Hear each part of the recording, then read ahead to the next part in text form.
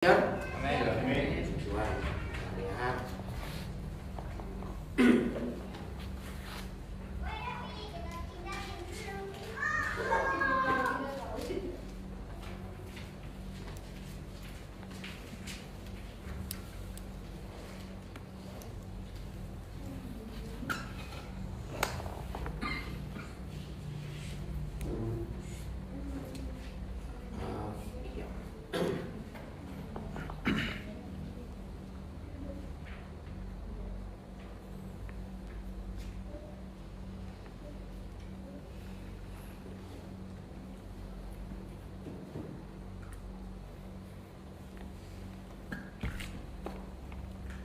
Baik.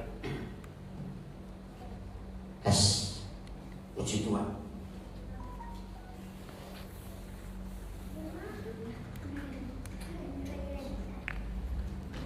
Nah, siap saya? Yang ini juga. Ya. Kita akan belajar. Kalau kita mendengar kata firman Tuhan, itu muncul apa di benak kita? Firman Tuhan itu muncul apa di benak kita? Kebenaran.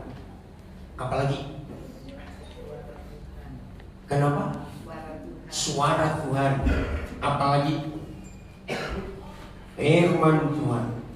Kebenaran betul. Suara Tuhan betul. Kenapa? Nyanyian Nabi Daud. Bukan. Firman Tuhan. Satu lagi. Apa? Perkataan Tuhan. Oke, tadi sudah ada suara Tuhan, perkataan Tuhan. Satu lagi. Tuhan sendiri. Kenapa, Pak? Kehidupan. Saudara, jawabannya kalau kita mendengar kata firman Tuhan, itu artinya segala-galanya dalam dunia ini. Oh, amin. Coba saya buktikan.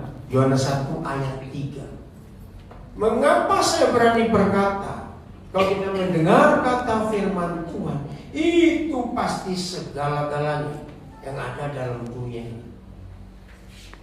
Sudah? Yohanes 1 ayat 3. Yohanes 1 ayat 3. Ada di PowerPoint, saudara? Ya, belum? Oke. Baca sama-sama. 1, 2, 3. Segala sesuatu dijadikan. Nah, stop dulu. Segala sesuatu itu berapa? Banyak loh. Tanpa terkecuali. Semua dijadikan oleh dia. Dianya itu siapa? Ayat 1. Coba lihat ayat 1 sana. Yohanes 1 ayat 1. Siapa? Dia itu pada mulanya adalah firman.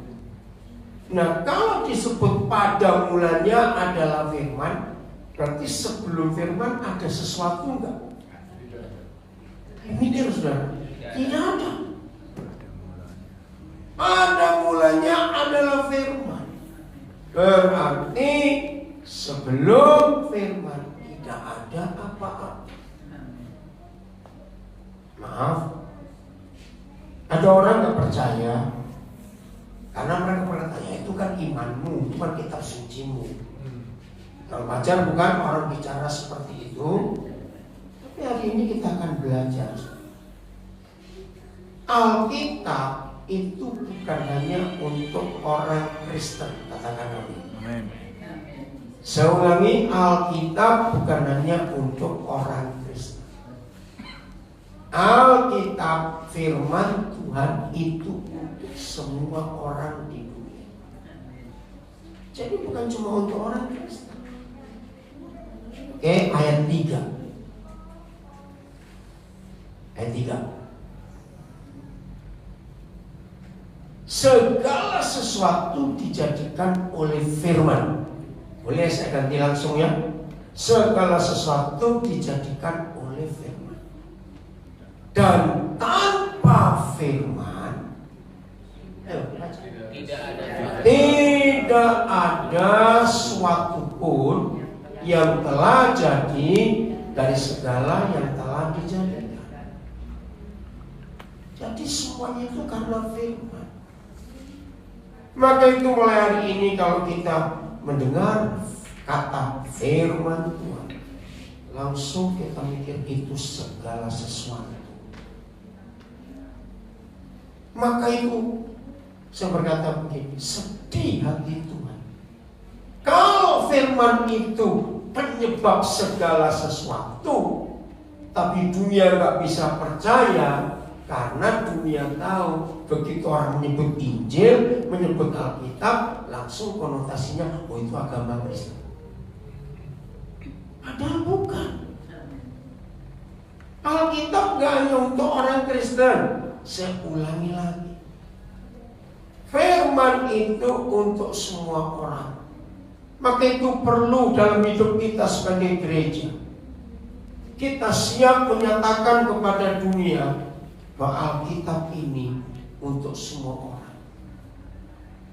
Karena siapa saja yang percaya kepada dia orang itu pasti kena dampaknya, pasti kena akibatnya. Bukan dia amin. Siapa saja yang percaya. Karena itulah kedahsyatan firman Tuhan. Jadi percayakan hal ini. Segala sesuatu, firman itu adalah apa? Segala sesuatu itu firman. Sebab tanpa firman gak ada satupun yang telah jadi. Mari kita lihat pelan-pelan. Mudah-mudahan saya gak tahu selesai sampai berapa poin yang kita mau pelajari. Jadi apa saja yang ada dalam hidup ini, maka kita tahu semuanya itu ada di kitab suci. Oke. Kalau saudara mendengar kata Musa,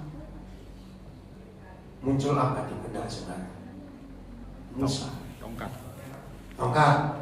Laut merah. Ayo, mendengar kata Musa, saudara mikir apa? Taurat. Nah itu masih rohani semua itu. Lihat pengetahuan umum.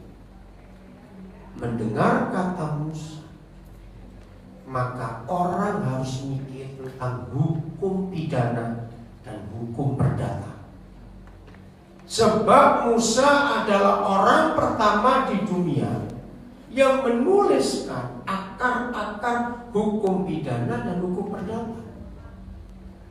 Sebelum Musa tidak ada orang yang pernah menulis. Kalau ada orang sudah pernah menulis tentang hukum-hukum sesudah Musa, ya mereka niru, belajar dari Musa. Ini salah satu bukti.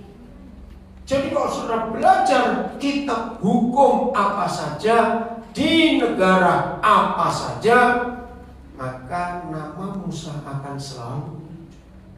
Sebab Musa ini orang pertama yang diberikan hukum oleh Tuhan. Artinya sebelum Musa, dunia ini kenal hukum rimba. Siapa kuat, mereka yang menang. Tapi setelah itu, setelah Musa mendapat kitab hukum, dia tuliskan. Dan tulisan itu berlaku sampai hari ini. Jadi kalau saudara bicara hukum pakai tulisan Musa, maka orang gak bisa berkata, ya itu kan karena dia orang Yahudi. Enggak. Dunia percaya Musa itu memberi hukum yang pertama. Yang kedua, kalau mendengar kata Musa, jadi lebih sekali ini bukan untuk urusan Kristen rohani, agama Yahudi, tidak. Mendengar kata Musa, maka orang langsung mikir pola hidup sehat. Sebelum Musa, tidak ada orang yang pernah menulis bagaimana hidup sehat. Itu hanya Musa yang pertama. Maka itu ditulis dalam kitab Musa, apa yang boleh dimakan, apa yang tidak boleh dimakan, semua ditulis. Saudara, dan itu luar biasa. Tapi masalahnya, yang Tuhan larang kok enak semua. Betul tidak? Ya udah, supaya kita itu bisa punya penguasaan diri. Jadi Musa ini yang menulis tentang hukum kesehatan, dan semua ditulis oleh Musa. Perhatikan kalimat, dan semua ditulis oleh Musa. Itu masih relevan, masih berlaku sampai hari ini. Dan itu sungguh luar biasa. Maka itu orang gak bisa membantah. Ini bukan cuma untuk orang Yahudi, bukan cuma untuk orang Kristen, tapi ini berlaku untuk semua orang di dunia. Itu Musa. Apalagi bicara politik, Musa paling banyak. Bicara masalah hak asasi manusia, Musa paling banyak. Maka itu kalau kita melihat firman Tuhan dan mulai mikir tentang Musa, yakinkan dunia gak akan bisa bantah. Karena Musa itu luar biasa. Amin. Jadi sekarang saya usahakan pelan-pelan. Contoh, apa jadinya kalau dunia ini gak ada sanitasi? Tahu sanitasi?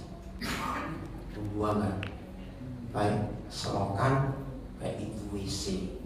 Kalau dunia gak ada sanitasi, jadi apa? Ayo cepat jawab. Kumuh, bau, apalagi? Jorok, kacau, apalagi? Apa? Bencana alam, apalagi kalau nggak ada sanitasi? Jawabannya betul, kita nggak ada di sini hari ini sama tidak nenek moyang kita. Karena pasti penyakit luar biasa.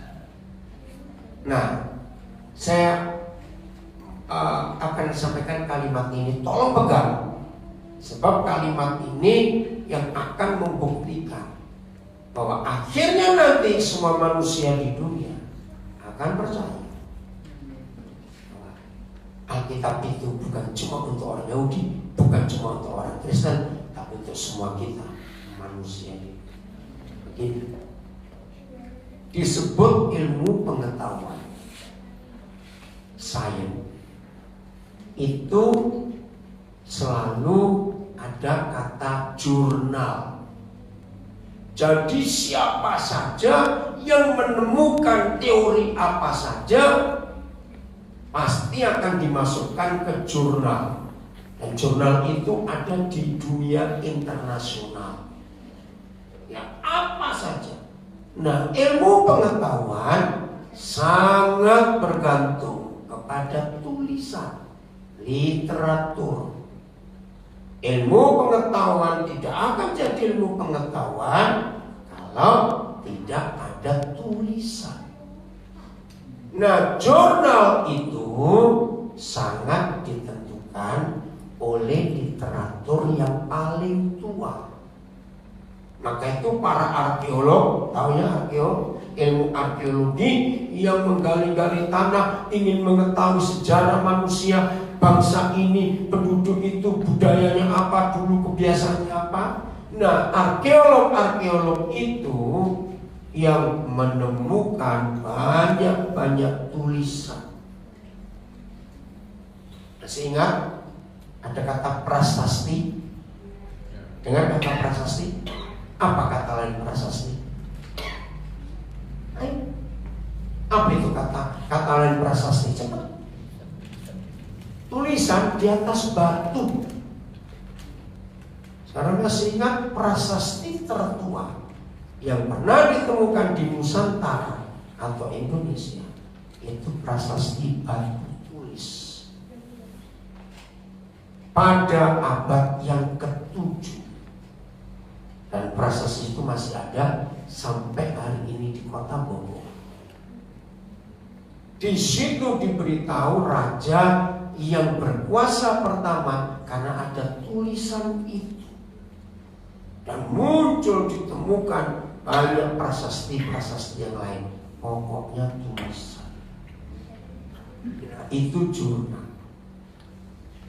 Kerennya, kalau saudara buka jurnal, ada linknya sekarang. Maka kalau orang tanya, siapa manusia pertama yang menulis bumi ini bulan? Saudara kan kaget. Ayub ada di situ. Memang kitab Ayub. Kitab Ayub itu tulisan tertua bahwa bumi ini bulan. Nah, sampai hari ini tulisan Ayub ini belum bisa diturunkan. Sebab sampai hari ini belum ada penemuan lain yang lebih tua dari Ayub. Seandainya suatu kali, misalnya ada arkeolog menemukan situs kuno di Pringsewu, lalu mereka bongkar-bongkar, wih, ada tulisan. Ternyata nenek moyang orang Pringsewu berapa ribu tahun yang lalu sebelum Ayub pernah menulis bumi ini bulan. Itu akan dites, diuji oleh banyak ahli. Akhirnya betul, maka Ayub turun. Maka yang muncul literatur tertua adalah prasasti di Pringsewu yang memberitahu bumi ini bulan. Ngerti nggak? Itu sudah, dan itu luar biasa. Nah, yang di dalam jurnal, ya coba perhatikan, yang di dalam jurnal, nama yang paling banyak tentang apa saja itu Musa. Dikit-dikit nama Musa yang keluar, dikit-dikit nama Musa.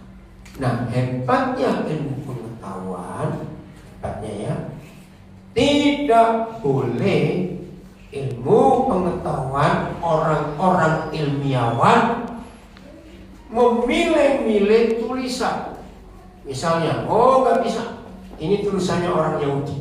Oh nggak bisa, ini tulisannya orang Arab. Oh nggak bisa, ini tulisannya sama. Bahkan dalam dunia ilmu pengetahuan mereka berkata, seandainya setan pun yang menulis, tidak boleh diperdebatkan. Pokoknya itu tulisan. Itu menolong sekali Alkitab ini. Karena nggak boleh dipilah-pilah, nggak boleh dibagi-bagi. Pokoknya tulisan. Maka itu keren sekali, saudara. Hari ini kalau saudara pertama kali dengar konsep ini, maka itu anak-anak muda akan senang belajar Alkitab. Karena bukan urusan surga, neraka, Yudea, Galilea, tapi urusan hidup sehari-hari. Yang mana ilmu pengetahuan pun menyetujuinya. Dan itu luar biasa. Siap? Untuk lanjut? Keren gak ini sekarang? Nah, sanitasi. Siapa orang pertama di dunia yang menulis prinsip sanitasi? Lagi sekali di jurnal nama Musa yang keluar. Coba kita lihat tulisan Musa ini. Ulangan 23 ayat 12 dan 13. Ulangan 23 ayat 12 dan 13. Nanti kalau saya baca dengan bahasa sehari-hari jangan tersinggung ya. Di luar perkemahan itu, ini Israel perjalanan menuju Mesir, menuju Kanaan. Di luar perkemahan itu haruslah ada bagimu aja suatu tempat kemana engkau pergi untuk kada hajat. Nah ini yang bingung. Kada hajat itu bahasa Melayu, artinya merah. Maaf, saya langsung aja. Karena ini untuk memperhalus. Kita tidak ada yang ngerti sampai hari ini apa itu kada hajat. Oke? Darah ini serius. Bayangkan, Papa di surga itu sampai teliti sedemikian rupa. Betul tidak? Diatur. Masalahnya begini loh saudara. Siapa yang tahu berapa kira-kira orang Israel dipimpin keluar dari Mesir ke Kanaan? Ya cepat hitung kira-kira berapa juta. Dengan patokan di Bilangan pasal 1 disebut laki-laki yang berusia 20 tahun ke atas, belum perempuan, itu jumlahnya 600 sekian puluh ribu. Nah, 600 sekian puluh ribu nggak mungkin lah satu keluarga punya satu anak laki, itu nggak kebanyakan. Bisa 5 kira-kira. Betul? Kan Israel anaknya banyak-banyak. Begitu orang Islam nuruti Israel, kita nggak nuruti, anak kita dikit. Nah, itu kalah suara dengan mereka. Lu serius, suara mereka itu menang terus, anak-anaknya banyak, istrinya banyak lagi. Maka itu salah kalau kita nggak berani punya anak banyak. Oke, salahnya. Jadi 600 sekian puluh ribu anak laki saya bagi 2 saja. Nanti papa mama mereka ada 300.000 sekian. Kali 2 sama 600 sekian ribu dan papa mama. Terus adik-adik perempuan, kakak perempuan dari mereka laki-laki ada berapa kira-kira? Kalikan 5 lagi. Misalnya begitu. Sudah berapa itu? Belum orang-orang tua, kakek neneknya, om tantenya. Kira-kira berapa juta? 1 juta. Cepat lah, hitung aja. Salah pula, nggak apa-apa, kita nggak tahu. 2-3 juta. Lebih. Kalau 600.000 ditambah orang tuanya 600.000 1 juta lebih. Belum anak perempuan, belum opa-opa. Kira-kira 4 juta apaan? Maaf, saya ngomong apa adanya. Yang pasti nggak mungkin 4 juta sehari berak bareng. Maaf. Ngerti nggak maksud saya? Kira-kira berapa juta? 2 juta. 2 juta separuh. Kalau Yahweh Tuhan tidak mengatur ini, ngerti? Bahasa Jawa bisa kelecehan di mana? Maaf. Ngerti nggak? Apa tuh bahasa Indonesia kelecehan? Ini jadi atur semua maunya. Apalagi kadang-kadang kita belajar tiang awan baru berhenti, besok jalan lagi. Lalu sih gimana ini? Nah, ini salah satu cara belajar firman Tuhan yang adalah segala-galanya. Jadi tidak ada literatur yang lebih tua selain tulisan Musa ini tentang sanitasi. Ayat 13. Ini lucu. Di antara perlengkapanmu, baca haruslah. Padamu sekop kecil. Dan apabila engkau jongkok BAB, terus haruslah engkau menggali lubang dengan itu dan menimbuni kotoran. Kayak kucing. Saudara, aku nggak lihat Papa di surga. Loh, maka ini salah satu kehebatan firman Tuhan yang adalah segala-galanya. Ada ayatnya. Banyak. Kalau saya nggak berkata semua yang ada di dunia ini, kita akan menemukan.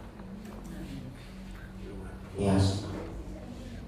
Firman itu segala-galanya. Dan mereka taat sampai hari ini dalam mengatur sanitasi itu karena firman ini.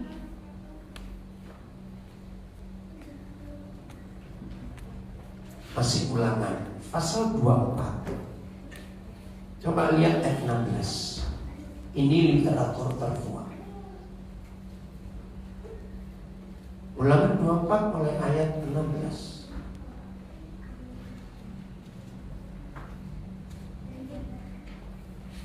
Coba judulnya di perikop ini apa? Suruh baca. Apa? Nah, tentang melindungi sesama manusia. Tolong catat. Inilah tulisan tertua tentang hak asasi manusia. Keren. Jadi sebelum Musa tidak ada orang yang pernah menulis bagaimana cara menjaga hubungan sesama manusia. Saya nggak bisa baca semuanya karena waktu. Coba kita lihat langsung ayat yang ke dalam kitab enggak? Kitab buku. Oh itu ya sudah kita. Saya supaya langsung maaf. Terima kasih. Ini luar biasa sudah firman Tuhan itu. Dan masih pada ulangan yang ke-24.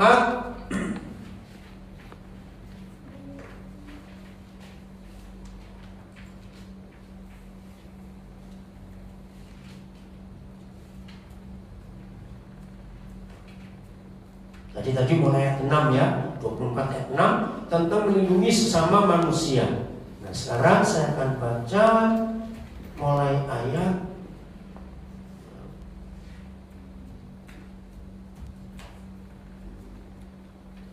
14 ya, 14. Janganlah engkau memeras pekerja harian yang miskin dan menderita, baik ia saudaramu maupun seorang asing yang ada di negerimu di dalam tempat.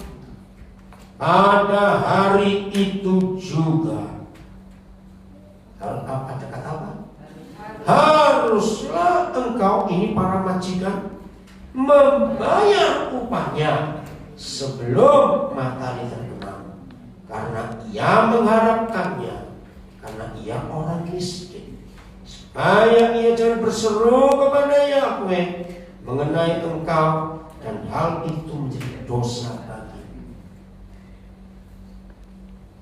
Jauh sebelum ada negara manapun di dunia mempunyai hukum tentang gaji buruh atau UMR atau sejenisnya, Musa adalah orang pertama yang menulis bahwa pekerja harian harus terima upahnya hari. Saudara perhatikan kalimat terakhir ayat yang ke-15. Artinya begini, ayat terakhir ke-15 ya, supaya buruh harian itu jangan apa? Berseru. Ayo, jangan berseru kepada surga, pada yang lain mengenai siapa? Mengenai majikannya. Terus, dan hal itu menjadi dosa bagi majikan. Ini saya belajar. Ternyata antara kaum buruh dengan hamba Tuhan yang punya jalur online ke surga itu kaum buruh, pendeta tidak. Ngerti nggak maksud saya? Justru mereka kalau nggak terima upahnya hari ini, mereka berhak berlapor ke surga. Tuhan, aku nggak dibayar oleh bosku. Surga bertindak. Maka itu kalau kita lihat negara-negara yang berbasis Alkitab tadinya, negara barat ya, Inggris misalnya, Malaysia itu jajahan Inggris, betul? Dan hukum mereka pakai Alkitab. Maka itu kenapa banyak orang Indonesia jadi TKI, TKW ke Malaysia, sebab gaji di sana masih pakai prinsip Alkitab. Di Indonesia beda. Kasih ngerti. Menteri Tenaga Kerja pertama yang memberlakukan sistem UMR itu siapa? Masih zaman Pak Harto. Yuk kita belajar. Karena sebelum dia nggak ada istilah UMR. Para majikan semau-maunya ngasih gaji, nggak ada batasan. Pak Yakub Nuwalaya, masih ingat? Kenapa baru dia? Karena dia Katolik dan dia tahu ayat ini. Maka itu diterapkan di Indonesia. Maka itu pegawai-pegawai, tukang sampah, tukang pembersih selokan di negara-negara Kristen dijamin hidupnya, karena mereka punya hak yang sama di mata Tuhan. Nah, ini hak asasi manusia. Terus ayat yang ke-17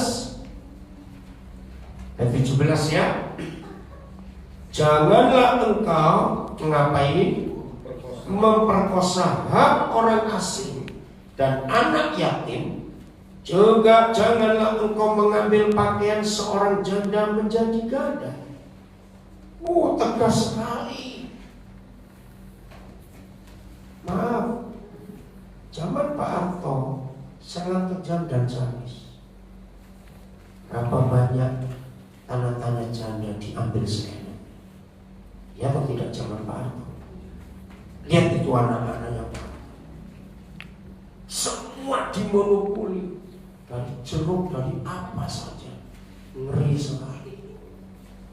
Kejam zaman itu di Indonesia. Jadi Tuhan memberikan peraturan ini.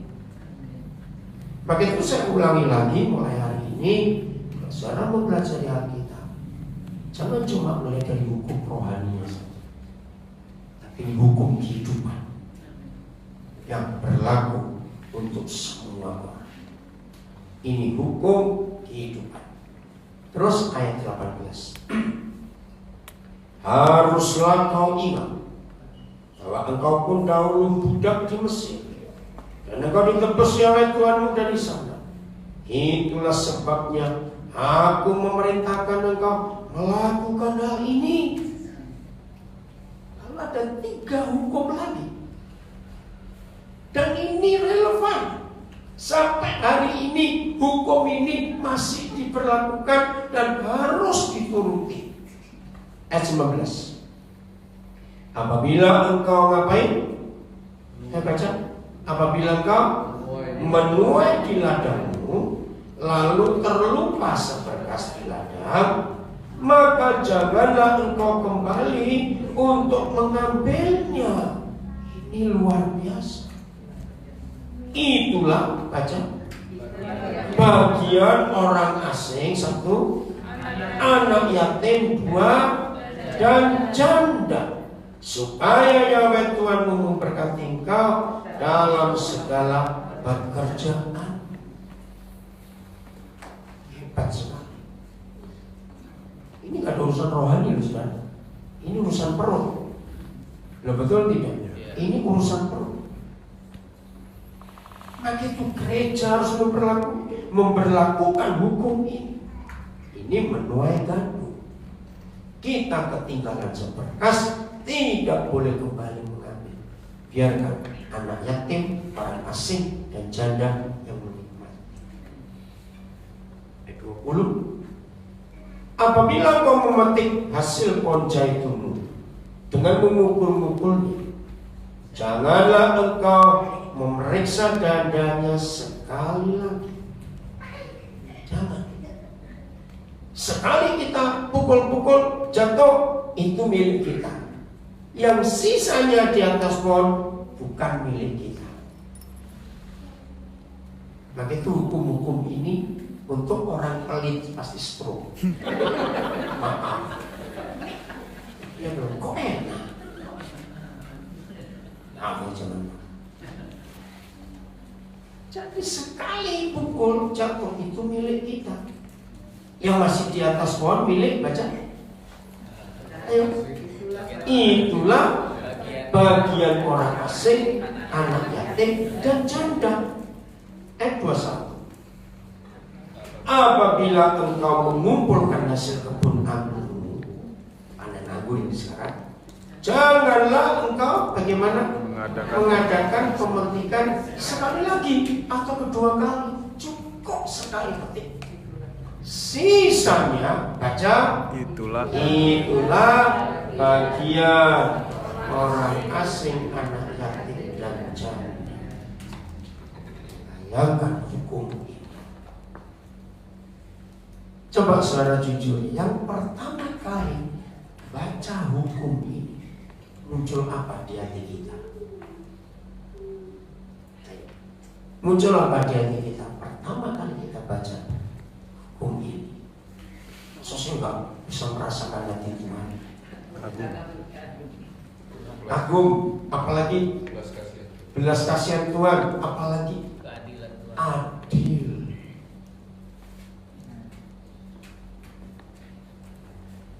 Nah, 3 hukum: panen gandum, panen zaitun, dan panen anggur.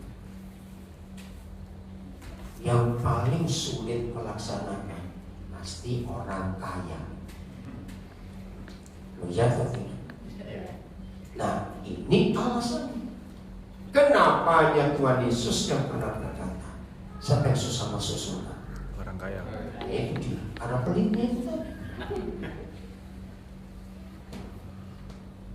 Jadi kalau ada murid Yesus, pendeta, nggak berzina, nggak membunuh, tapi pelit, akan masuk neraka. Catat itu. Mari saudara. Maka itu jangan pernah ingin kaya, gampang masuk neraka. Ancaman bukan susah masuk surga, gampang masuk neraka. Hiduplah cukup. Ini hukum yang luar biasa. Saya sampai kagum. Satu kali saudara, tahun 79, itu suatu revolusi buat hidup saya. Tiba-tiba Roh Kudus mengajak saya berpikir. Siapa pernah memperhatikan kalau kita gendong bayi, walaupun kita tidak, kepala bayi ada di tangan mana kita? Kiri. Coba, ayo, Kiri. semuanya. Ya, coba. Enak nggak kalau kita gendong bayi, kepalanya di tangan kanan kita? Nggak enak. Kenapa ini? Enggak. Maka itu saya katakan tadi, mendengar kata firman Tuhan, maka saudara harus mikir itu segala-galanya.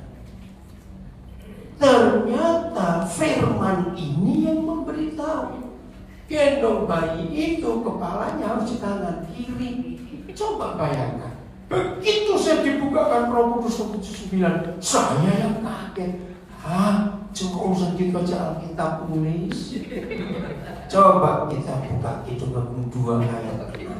Ada ayat.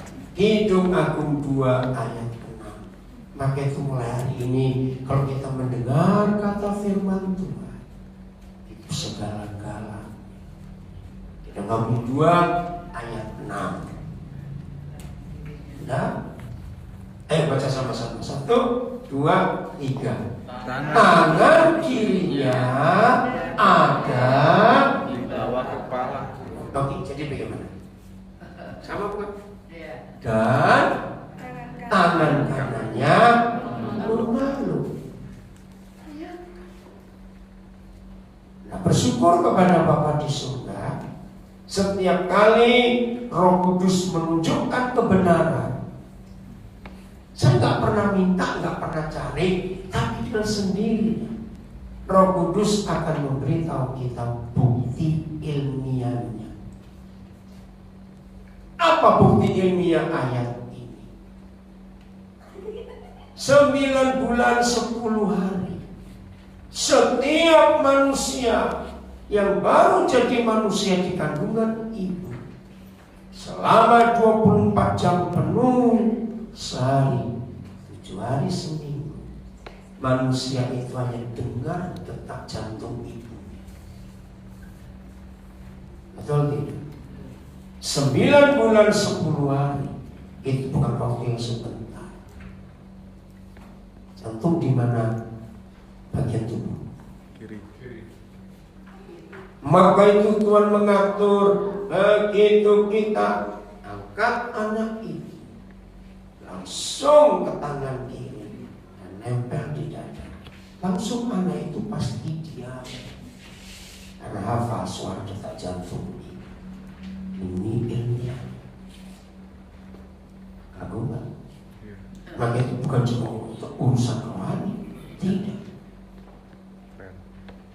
Urusan sehari-hari dia ajarkan itu kepada kita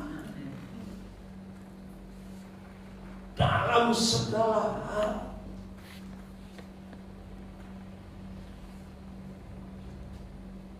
Peranan papa, peranan mama, literatur tertua yang ditemukan oleh manusia. Saudara lihat jurnal, nama Paulus yang muncul. Maka itu sebelum Paulus tidak ada orang yang pernah menulis tentang fungsi mama dan fungsi papa. Kita buka 1 Tesalonika 2. 1 Tesalonika 2. Mulai ayat yang ke-7. 1 Tesalonika 2 mulai ayat yang ke-7. Ya. Tetapi kami berlaku ramah di antara kamu. Teruskan. Sama seperti seorang ibu mengasuh dan merawat anaknya. Stop. Siapa kami di sini? Kita buka 1 Tesalonika 1 ayat 1. Ayo, siapa kami di sini? Ya, siapa? Paulus dan Silas. Paulus terus? Ya, dari Paulus, Silvanus, Silas dan Timotius kepada jemaat orang-orang Tesalonika. Nah, mereka ini cowok atau cewek? Laki-laki semua. Tapi sebagian hamba Tuhan harus bisa berlaku sebagai ibu, walaupun laki-laki. Oke, kembali pasal 2 ayat 7 tadi, kita akan menemukan 4 fungsi ibu yang ditulis oleh Alkitab dan 6 fungsi papa. Tetapi kami berlaku ramah. Ini 1. 2 apa? Ayo, mengasuh. 3 apa? Merawati anaknya. Ayat 8. Demikianlah kami, ayo, dalam kasih sayang yang besar akan kamu, bukan saja rela membagi Injil Tuhan dengan kamu, tetapi juga hidup kami sendiri kami bagi dengan kamu, karena kamu telah kami kasih. Tolong catat, inilah 4 fungsi ibu: ramah, merawat, mengasuh, dan menyayangi. Inti ayat 10, 9 saya nggak baca. Ayat 10, kamu adalah saksi, demikian juga Tuhan. 1, betapa saleh. 2, adil. 3, tak bercacatnya kami berlaku di antara kamu yang percaya. Terus ayat 11, kamu tahu betapa kami seperti Bapa terhadap anak-anaknya, telah menasihati kamu, menguatkan hatimu seorang demi seorang. Keluarkan ada 5 fungsi Bapa di 2 ayat ini, dan yang ke-6 kita lihat ayat 12.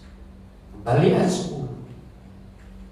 3 pertama fungsi Bapa ada di ayat 10. Saleh, artinya takut akan Tuhan. 2, aja adil. 3, Tidak tak bercacat. bercacat dia antara anak-anak. 4, 11 tadi apa? Menasehati. 5, menguatkan hati. Ayat 12, dan meminta dengan sangat.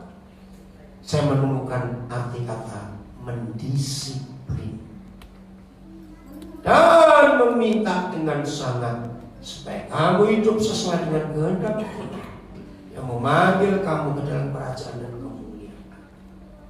Saudara, ini luar biasa. Coba saudara buat tabel ibu 4 fungsi. Apa tadi? Ramah, mengasuh, merawat, menyayangi. Papa ada 6. Saleh, adil, tak bercacat, menasehati, menguatkan hati, mendisiplin.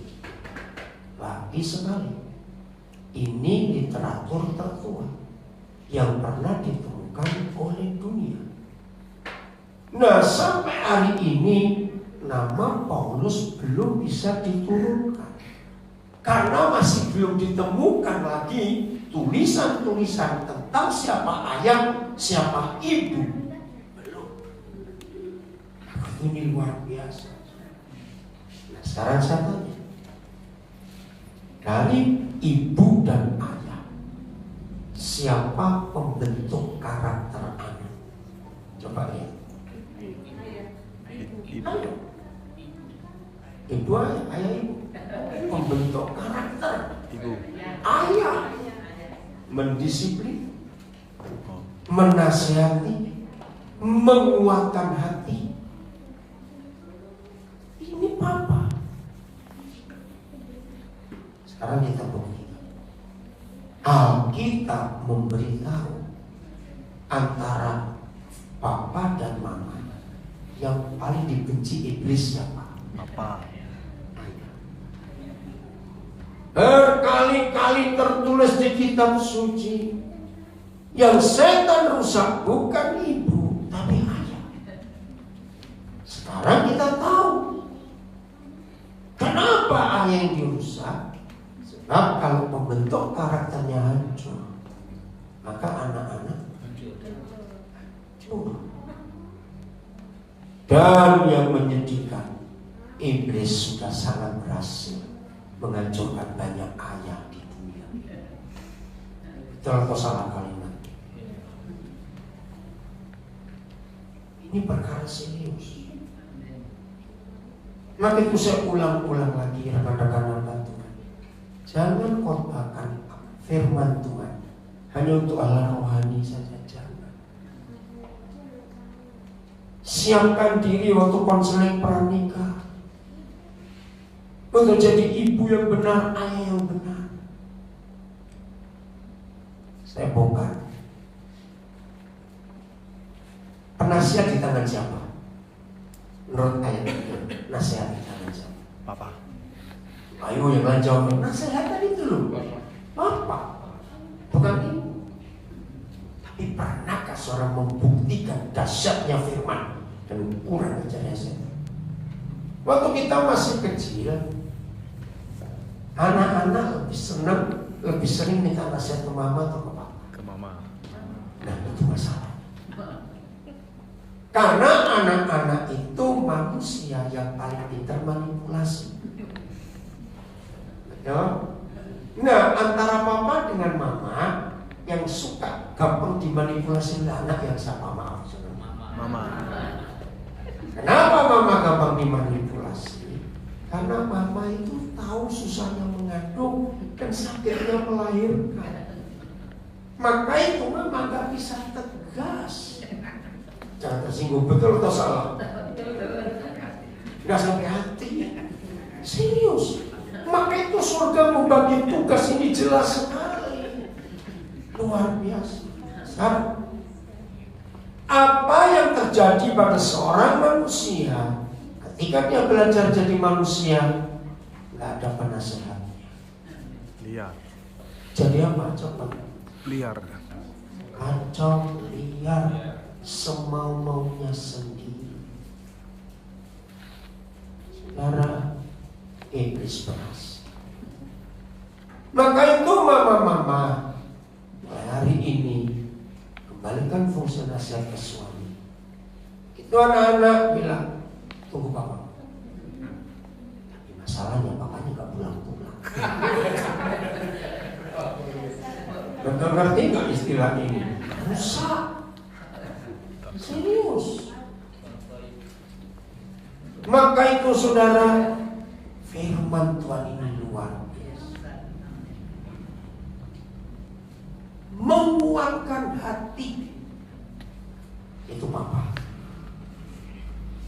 Apa yang terjadi pada seorang manusia kalau selama dia bertumbuh sebagai manusia, gak ada orang yang menguatkan hati.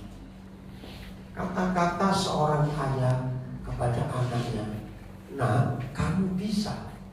Itu artinya penting gak? Penting. Coba jawab penting tidak? Sangat Penting sekali. Nah, itu menguatkan hati. Kamu bisa. Itu kehadiran Bapa. Saya belajar betul dari Roh Kudus, hebat firman Tuhan ini. Siapa pernah melihat ayah main dengan anak kecil, mungkin umur 2 tahun, 3 tahun, tergantung fisiknya. Tapi saya pesan jangan ada mamanya. Terus papa ini melempar anaknya ke udara. Takut atau minta lagi? Minta lagi. Aneh bukan? Tapi kalau ada mamanya Nangis. teriak, jangan, aneh, hamil cinta, kamu enak lempar-lempar. Saudara, ternyata sikap ayah yang seperti itu membuat anak ini yang kokoh. Dan banyak lagi contoh-contoh yang lain. Fungsi keberapa tadi menguatkan hati ini? Ini penting. Maka itu ketika, seorang anak laki beda dengan seorang anak perempuan. Kalau nggak ada figur ayah, buat anak perempuan tidak terlalu masalah, karena toh dia tetap ibu. Tapi anak laki yang tidak mendapatkan figur ayah untuk bisa menasihati, untuk bisa menguatkan hati, anak ini pasti kacau. Apa kekacauannya? Dia sulit buat keputusan, takut. Karena dari kecil tidak pernah dia mendampingi. Contoh kecil aja. Saya percaya semua kita dulu waktu masih kecil banyak perempuan pernah berkelahi bukan di sekolah. Dijawab, saya tanya kok. Pernah nggak kita berkelahi waktu masih kecil di SD? Nah, takut kita. Tapi begitu kita lari dekat rumah, kenapa jadi berani? Karena ada papa. Jawab, Karena ada orang. ada papanya. Loh, itu fakta. Papanya tentara lagi. Jadi saudara, fungsi papa itu luar biasa. Kalau saudara sering dengar ada anak muda berkata, kamu kok gak pede tuh? Tau kata gak pede itu apa? Percaya diri. Minder. Gak percaya diri, penakut, gak bisa tegas. Laki-laki yang seperti itu gak bisa jadi pemimpin. Dari kecil gak dilatih. Begitu pula mendisiplin. Apa jadinya kalau seorang manusia bertumbuh dewasa tanpa kenal disiplin? Jawabannya apa? Ayo jawab.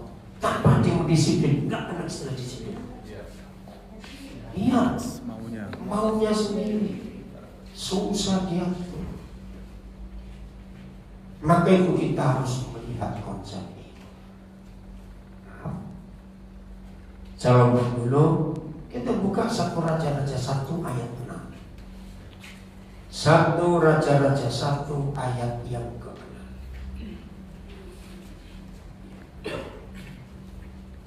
Kita kembali ke 1 Tesalonika 2.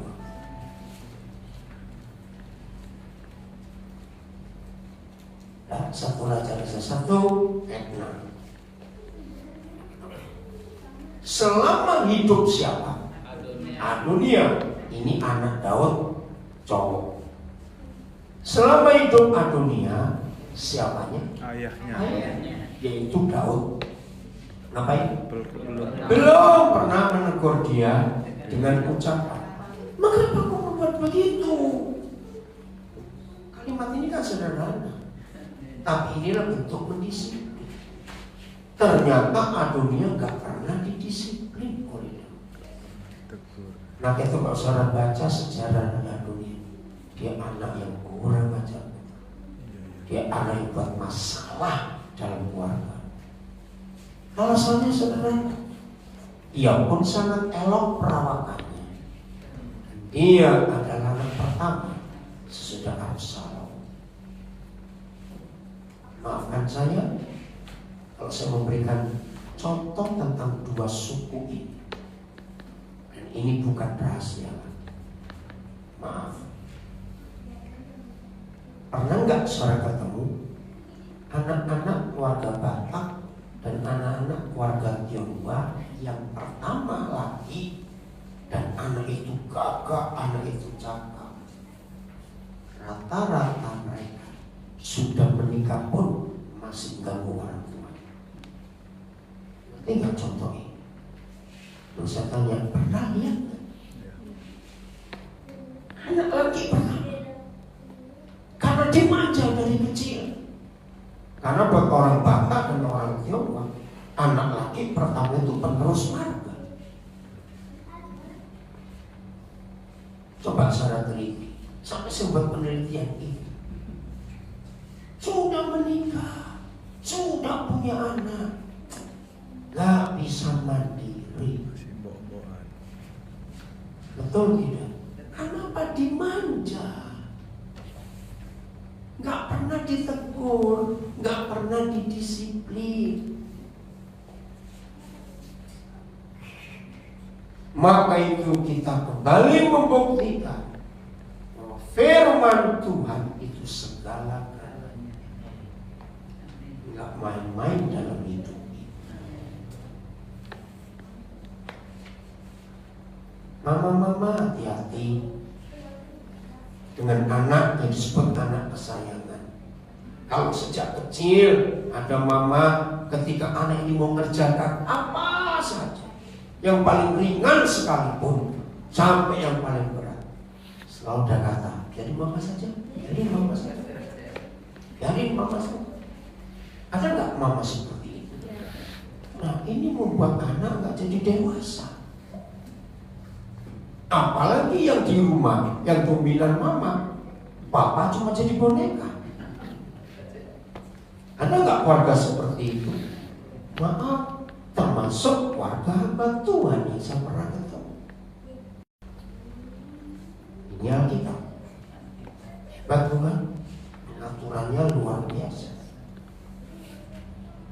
Oke, kembali ke 1 Tesalonika. Ayat yang ke-10. 3 fungsi yang pertama kita akan bahas. Apa tadi pertama? Saleh. Artinya takut akan Tuhan. Bapak-bapak, tidak ada lain dalam hidup kita kecuali kita memperlakukan hidup takut Tuhan. Nanti anak-anak kita melihat contoh ini. Takut. Papa tidak perlu mendorong-dorong anak, ayo kamu ke gereja, ayo kamu berdoa, ayo kamu baca Alkitab. Lakukan sendiri, maka anak-anak akan ikut. Kalau salah kalimat, karena anak-anak itu peniru. Yang kedua, adil. Coba perhatikan. Salah satu dari 3 penyebab anak sakit hati kepada orang tuanya, kalau papa tidak adil atau pilih kasih, anak-anak sakit gak hatinya? Sakit sekali. Gak adil, pilih kasih. Gak apa-apa, jangan seperti ini.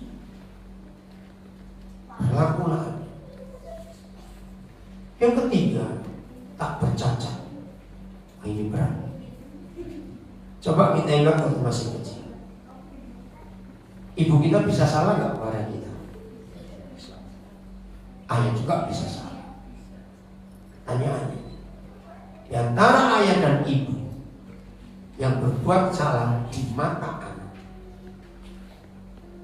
anak-anak lebih cepat memaafkan siapa? Nah, itu luar biasa. Dan ini firman-Nya. Jadi di mata anak-anak, di hati anak-anak ada firman yang tertulis. Walaupun bukan Kristen, begini hati anak-anak. Mama, silakan salah, saya terima. Jangan sampai papa.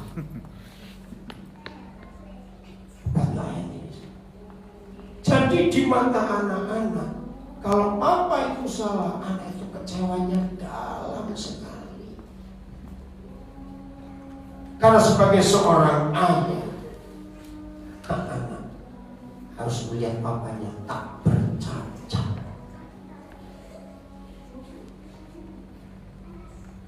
Kalau saudara pernah pelayanan ke penjara, hampir semua mereka yang masuk penjara pasti pernah dikecewakan oleh bapaknya masih kecil. Pernah tahu nggak kasus itu? Kecewa.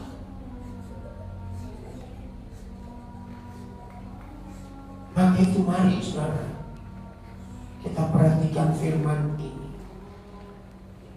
Fungsi Bapa. Siap kita mengalami perubahan dalam hidup itu. Amin. Oke, saya stop dulu. Sampai di sini ada yang mau tanya? Firman Tuhan itu segala-galanya. Ada yang mau tanya? Ya, silakan Pak. Masalah tadi, ya saya juga ajarkan itu di sekolah saya dulu. Apa itu yatim piatu, anak orang asing, janda itu memang itu HAM itu tadi ya. Tapi bisa aja orang itu kan Taurat itu perjanjian lama. Gimana? Nah, makanya itu saya ulangi dari depan. Ketika firman Tuhan kita sampaikan tanpa latar belakang agama, orang itu pasti terima. Maka itu hamba-hamba Tuhan belajarlah untuk menyatakan firman tanpa istilah teologi, tanpa istilah agama apa saja, sampaikan itu sebagai tulisan. Maka orang akan menerima. Seperti hak asasi manusia. Oke, maka itu saya katakan dari awal. Dalam ilmu pengetahuan tidak boleh dibahas ini yang nulis siapa, nggak boleh. Kalau mereka menemukan setan pun yang menulis, mereka harus terima ini tulisan. Puji Tuhan, nggak ada setan bisa nulis sampai hari ini. Jadi begitu Pak. Contoh seperti gendong anak di tangan kiri, siapa bisa membantah? Loh, betul tidak? Itu kebenaran yang tertulis. Ada lagi yang mau tanya? Ini fungsi papa mama ini luar biasa. Mendisiplin, menguatkannya. Ibu di belakang. Yang kuat suaranya. Halo Pak. Ya, halo. Tadi ada fungsinya itu ada 4 fungsi ibu dan ada 6 fungsi ayah. Ya. Nah, sekarang saya tanyakan bagaimana dengan fungsi anak? Ya. Ya, untuk orang tua. Fungsi anak itu peniru. Betul tidak? Anak-anak itu imitator. Maka itu anak orang yang gak diajar jadi orang, dia pasti jadi orang-orang. Kita tidak perlu mengajar anak ikan berenang, itu orang nganggur. Kita tidak perlu mengajar anak burung terbang. Kita nggak perlu mengajar anak anjing gonggong, betul. Mereka otomatis akan seperti induknya. Kalau manusia tidak. Jadi fungsi anak itu sangat tergantung 100% terhadap fungsi ayah ibunya. Maka itu dengan belajar firman ini, kalau sampai ada anak-anak bermasalah di rumah, yang pasti orang tuanya yang salah, tidak memberi contoh yang benar. Ini konsep penting. Maaf, saya beri contoh. Kalau orang tua rajin bertengkar, ada nggak? Bisa tanya ada tidak? Ada. Maka anak-anak kalau di luar rumah pasti suka bertengkar dengan teman-teman, karena melihat papa mamanya begitu. Maka itu setelah kita belajar firman, sesalah-salahnya anak, kita yang salah, karena kita memberi teladan yang keliru pada anak-anak. Jadi fungsi anak sangat tergantung dengan kita. Saya beri contoh. Buka 2 Tawarik 20. 2 Tawarik 20.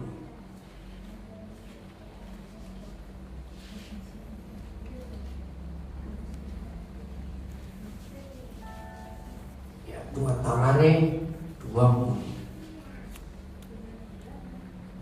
Ayat yang pertama sampai 3, dengan cepat saya mau baca ya. 2 Tawarik 20. Setelah itu Bani Moab dan Bani Amon datang berperang melawan Yosafat bersama-sama sepasukan orang Meonim. Jadi 3 pasukan mendadak menyerbu Yosafat. Ayat 2. Datanglah orang memberitahukan Yosafat, 10 kali besar datang dari seberang laut asing dari Edom menyerang tuanku. Sekarang mereka di Hasason Tamar, yakni En-Gedi. Tiba-tiba nggak ada persiapan.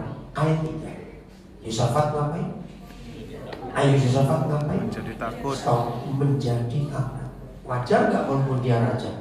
Tiba-tiba diserang musuh. Sekarang perhatikan, ini pelajaran luar biasa pengaruh orang tua kepada anak.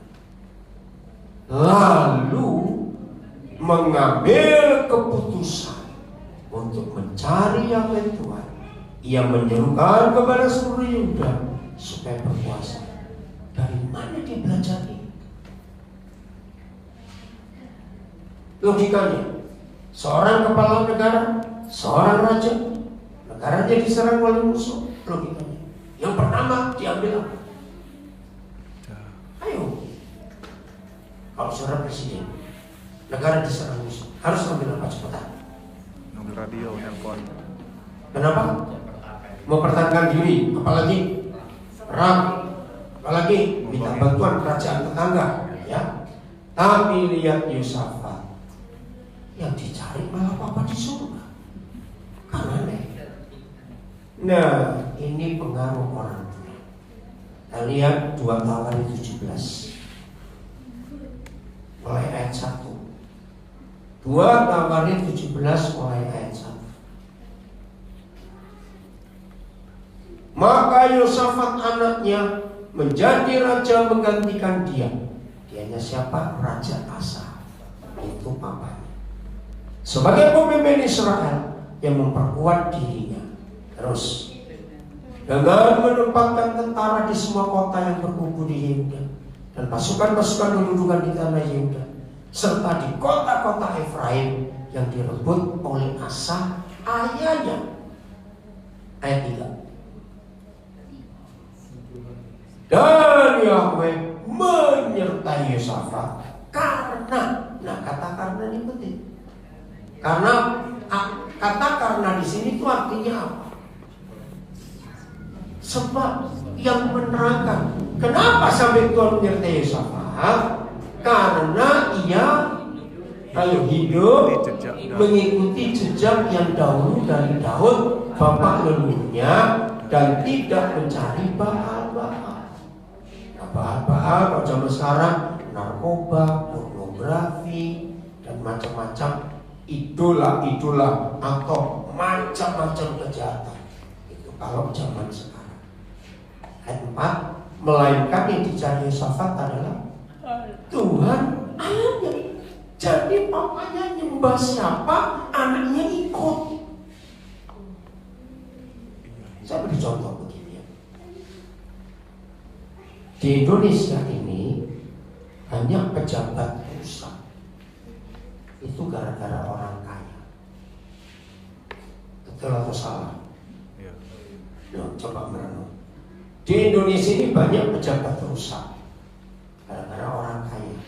Coba jawab iya atau tidak? Dalam hal suap untuk merubah hukum.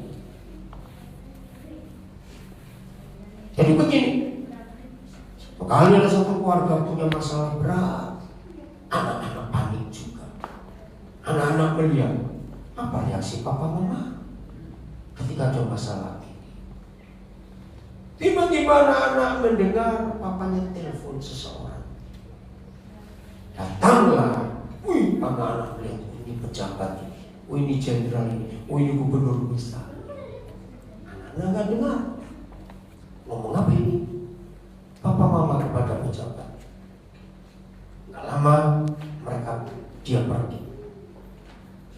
2-3 hari kemudian suasana rumah berubah karena masalah selesai. Jangan bilang puji Tuhan ya. Puji pejabat itu. Betul. Maka sampai kapanpun juga anak-anak akan belajar. Kalau ada masalah cari pejabat. Karena melihat orang tuanya begitu. Karena Yosafat sejak masih kecil melihat ayahnya Raja Asa yang selalu mendahulukan Tuhan, melainkan mencari Tuhan ayahnya. Ia hidup menurut perintah-perintahnya dan tidak berbuat seperti Israel. Jelas? Jadi fungsi anak adalah mengikuti, melihat ayah ibunya. Ini konsep penting. Ada banyak contoh di Alkitab. Waktu. Ada satu lagi mau tanya? Ya, silakan Pak. Kalau anak-anak biasanya melihat dan mendengar sebanyak apa yang dilakukan orang tuanya, lalu meniru seperti itu. Betul, itu pasti. Itu anak-anak. Maka itu saya katakan tadi, terjadi apa saja terhadap anak-anak kita, kita yang menentukan.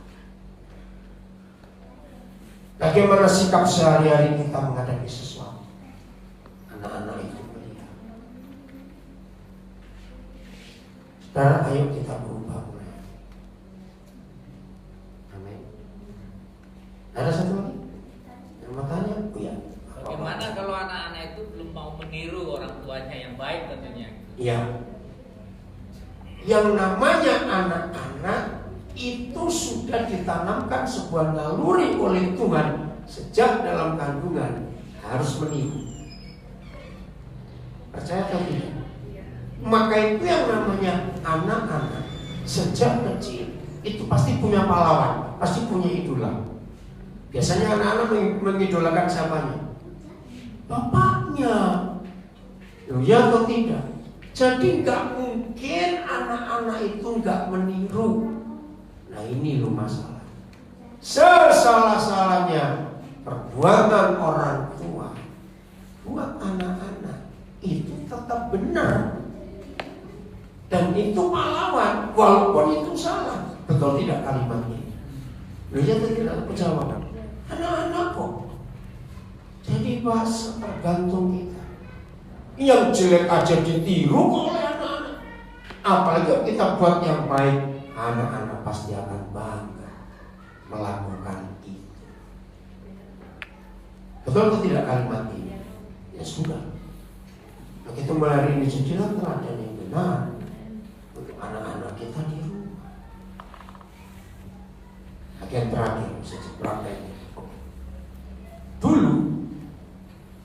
belum ada negara-negara demokrasi seperti sekarang. Dulu negara-negara sistemnya apa? Kerajaan. Ayo, kerajaan, monarki. Dan rata-rata raja mereka, kaisar itu kejam-kejam. Suatu hari Tuhan buat revolusi. Itu revolusi Prancis, masih ingat? Maka runtuhlah kerajaan Eropa yang pertama, dan Prancis menjadi negara republik. Nah, sejak hari itu satu persatu kerajaan-kerajaan di dunia runtuh, termasuk Kekaisaran Tiongkok tahun 1911, termasuk beberapa sistem kerajaan di Indonesia. Maka lahirlah negara demokrasi, yang artinya di bawah tangan rakyat. Siapa pernah ini? Di dalam negara demokrasi ada berapa lembaga penting? Ayo cepat. Kayak negara Indonesia ada berapa? 3. Apa saja? Yudikatif, legislatif, eksekutif. Artinya Mahkamah Agung, lalu MPR, DPR, pembuat hukum legal, lalu pemerintah. Nah, literatur tertua yang pernah ditemukan manusia sampai hari ini, saudara akan kaget. Misalnya, nama itu tertulis di jurnal. Ayo kita buka. Yesaya 33 ayat 20. Saya mau lihat, tapi ada banyak. Maka itu mulai hari ini, saudara menemukan kasus apa saja dalam hidup, cari ayatnya, cari. Ada di dalam firman Tuhan. Yesaya 33 ayat 22. Ini literatur tertua tentang 3 lembaga penting sebuah negara demokrasi. Sebab Yahweh ialah hakim kita. Ini yudikatif, keadilan yang pertama. 2, Yahweh ialah yang memberi hukum legal, legislatif. Kita lihat MPR, DPR. Yang ketiga, Yahweh ialah raja kita. Ini eksekutif. Nah, menurut firman ini, kalau 3 lembaga ini kompak, bersatu, benar, jujur, maka koma. Dia. Kenapa dari jamak 3 lembaga menjadi tunggal? Tunggalnya ini adalah pemerintah atau negara. Maka itu sebuah negara akan aman, rakyatnya selamat. Dia akan menyelamatkan kita, rakyat selamat, karena pemerintahnya menghormati 3 lembaga ini. Nah, dulu sebelum Jokowi 3 lembaga ini bajingan semua, mas. Loh, betul tidak? Maunya sendiri. Puji Tuhan, Tuhan pakai Presiden Jokowi luar biasa. Sekarang banyak, tidak ada literatur yang lebih tua dari Yesaya tentang 3 lembaga tinggi. Saya ingin tanya, kira-kira setelah saudara mendengar berapa hal ini, muncul apa di benak saudara terhadap firman Tuhan? Saya tanya, muncul apa di benak saudara terhadap firman Tuhan? Ya, awal dari semua ilmu ada di. Iya, semua. Maka itu segala sesuatu dan hebat sekali. Maka setiap hari saudara, ketika saya mendapat berita ini, ada kasus itu, saya coba tanya di mana firman yang bisa kita jadikan acuan dalam hidup. Pasti semuanya itu. Maka mulai hari ini, rekan-rekan hamba Tuhan, gereja Tuhan, mintalah hikmat dari Roh Kudus untuk membuka rahasia firman yang luar biasa. Ajaib firman ini. Maka dengan demikian, firman Tuhan gak akan ditolak dan dihina orang, karena itu kebenaran. Siapa bisa membantah fakta-fakta itu? Ya, Ayo pada hari ini sungguh-sungguh kita serius dalam firman. Tuhan memberkati kita semuanya.